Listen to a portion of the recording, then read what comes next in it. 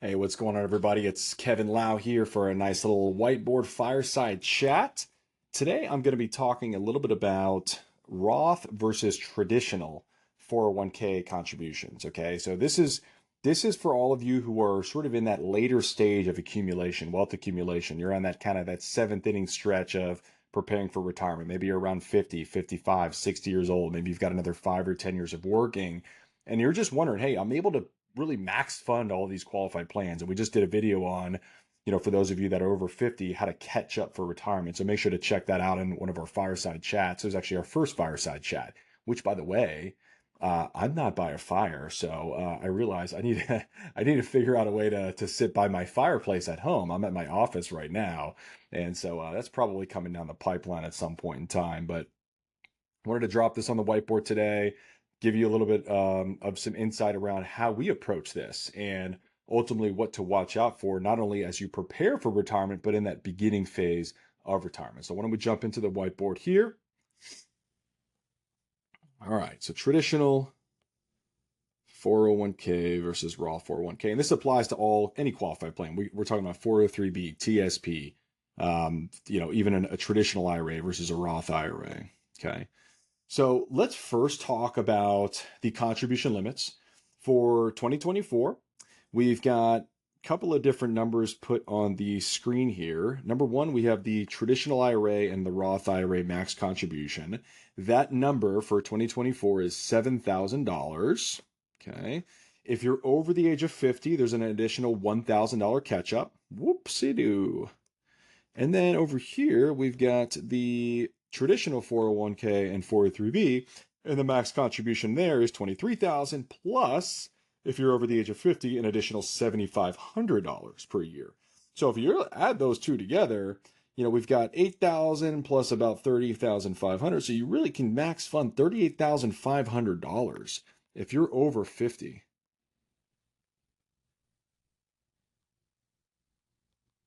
Dollars on an annual basis, combining the traditional IRA, Roth IRA limit, and this is a total limit, by the way. So if you're doing 7,000 into the traditional IRA, you can't do an additional 7,000 into a Roth. It's got to be either or a combination that equals $7,000. And just be mindful, this traditional IRA, not all of you are going to be able to convert these, or I'm sorry, not convert these. Not all of you are going to be able to deduct those contributions. Whereas a traditional 401k, that will be tax deductible for you. All right. Now, the Roth version, that is an after tax contribution. So there are no tax deductions on the Roth IRA, no tax deductions over here to the Roth 401k, 403b counterpart either. But the benefit is you have tax free growth, assuming those distributions on the back end are taxable. All right, so on one hand, we have pre-tax money going in, which is your traditional 401k and IRA, and then you pay taxes on the back end. And then on the other hand, you've got your post-tax 401k, your post-tax IRA, and those presumably will be growing tax-free and therefore will be tax-free on the back end. So no tax deduction, tax-free for the Roth IRA, Roth 401k contribution. So the question that we oftentimes hear is, okay, Kevin, which one should I be contributing to? We're sort of late stage accumulators. We're in this final stretch of preparing for and accumulating wealth and resources for retirement because we want to be work optional at 55 or 60. We don't want to have to work until 70 or 75 years old. There's no guarantee. From a health perspective, I just had a client of mine reach out literally 2 minutes ago and just told me that his wife just got diagnosed with cognitive decline issues and he's rethinking of retirement. Instead of retiring in a couple of years, he's now thinking about retiring now, which he's about 62 years old. So you think, hey, 62 years old, that's fairly young. The average retiree is closer to 64, 65 years old. And oftentimes, white collar workers work way past them. They're working until 68, 70 years old. But there's no guarantee how long your health is going to be in Superman, Superwoman shape. How long are you going to be able to do those bucket list trips? How long are you going to be able to do those golf trips with your buddies to Ireland? I mean, there's no guarantee. And so my plea for everyone who is, let's say, around 50 to 55 years old, and you're preparing for retirement, don't think of retirement as this black and white thing of like, hey, I'm working and then now I'm retired. Phased retirement or work optional, coasting to retirement. These are all opportunities you could take advantage of if you've diligently saved up until this point in time. But now you're at this point where you're like, hey, I want to maximize for the next 10 to 15 years. Which one do I choose? I hear all these conflicting evidence, all this conflicting evidence. So I'm going to break this down for you. So at the crux here, what we're trying to figure out is what is your tax bracket today compared to what it might be in the future. Okay, so get at your crystal balls. Let's take a look at those crystal balls and you tell me, what is your tax bracket going to be in 5 years, 10 years, 15 years when you retire compared to today? Okay, you tell me. And the responses I oftentimes hear from clients, well, Kevin, taxes are going up. The Tax Cuts and Jobs Act is sunsetting at the end of 2025. So 2026, tax rates are going to go up inevitably. So, we should be loading up on, Roth money now, Roth money now, Roth money now. But okay, let me talk to you about how this actually works. So right here, what I wanted to do is I pulled up tax brackets for 2024, and I just want to kind of show you like, hey, well, these are kind of bunched together. 22, 24%, pretty close from a percentage perspective. And these three are sort of bunched together here. So we've got lower tax brackets sort of in the middle, and then you've got the higher tax brackets. Okay.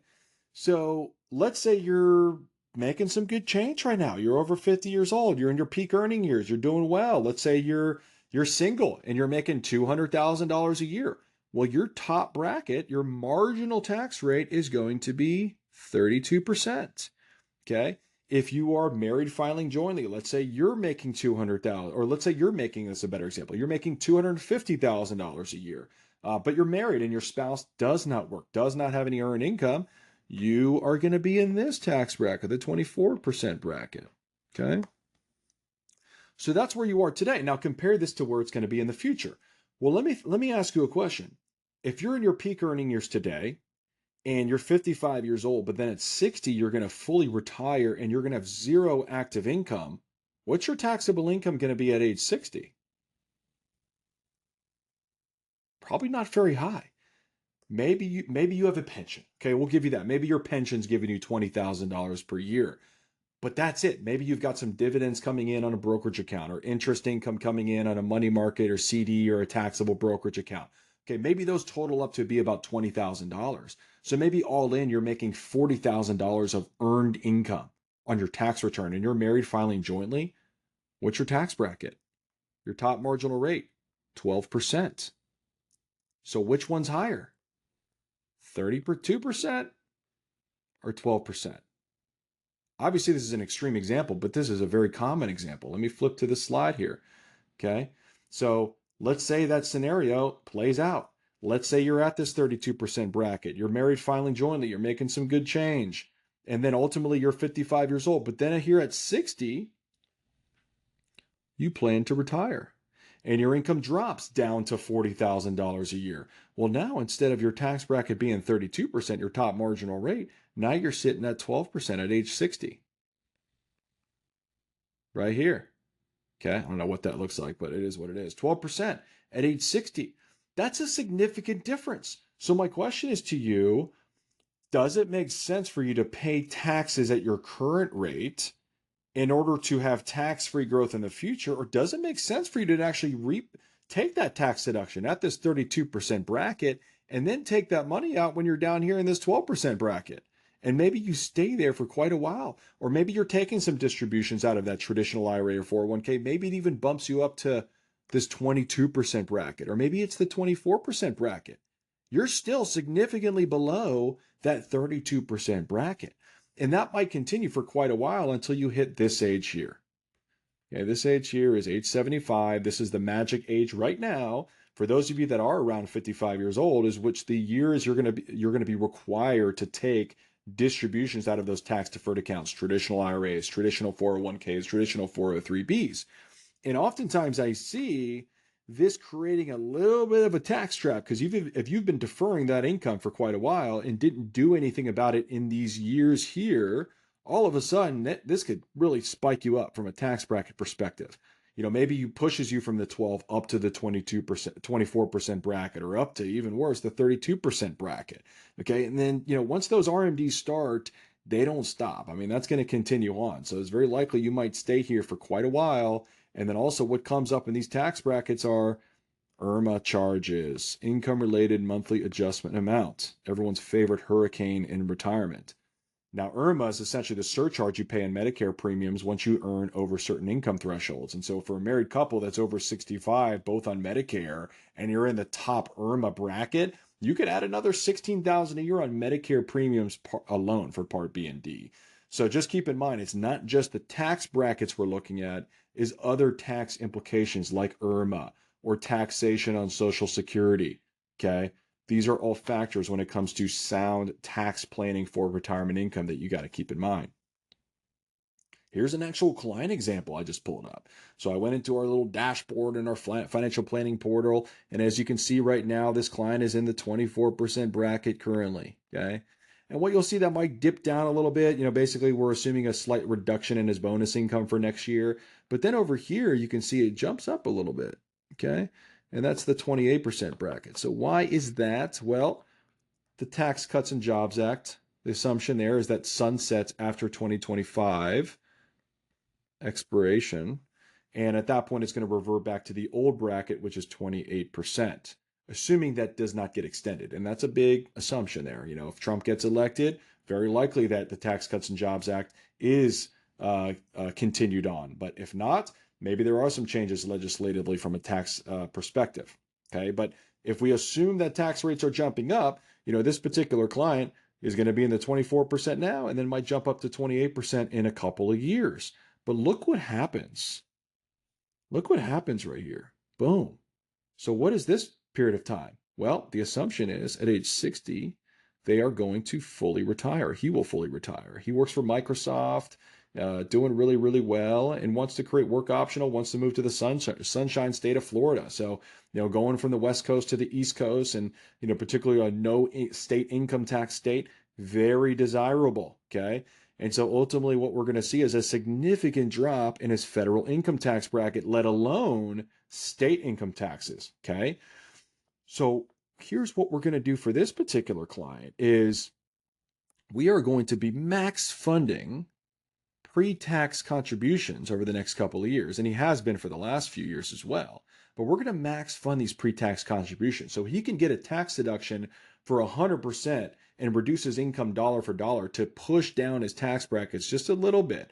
And then when he retires, then his tax bracket's going to drop all the way down to 10%. Okay, assuming we don't take any income distributions out of his portfolio.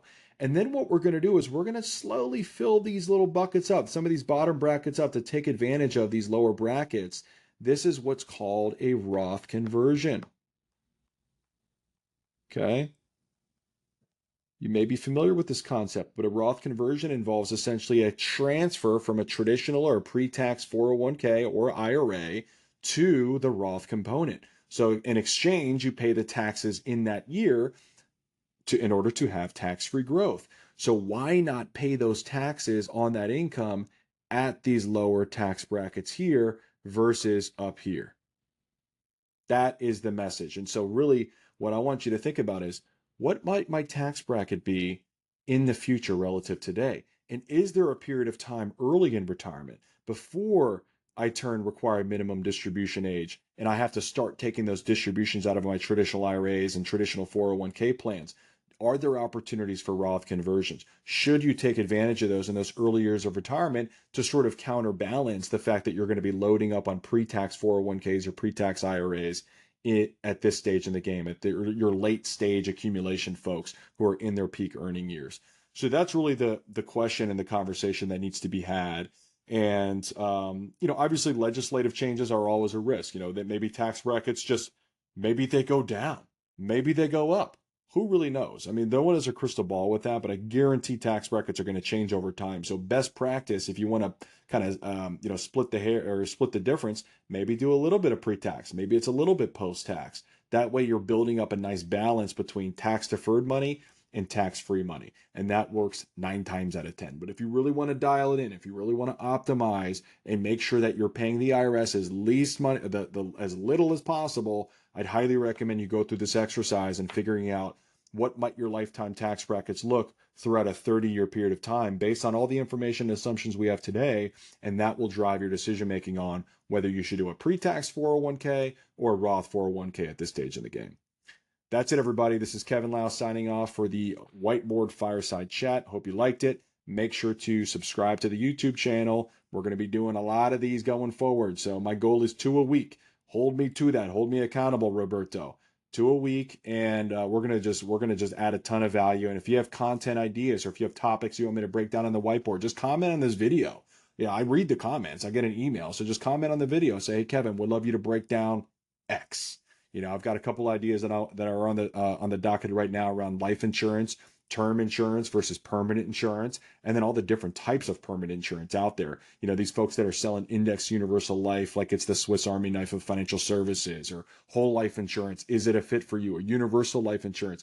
Is it a fit for you in retirement? So I'll do some whiteboards on those topics. I got a ton of topics around investment strategies approaching retirement, taxes in retirement, long-term care planning, and the like. So again, we love ideas from you guys, and again, hope you're finding this valuable.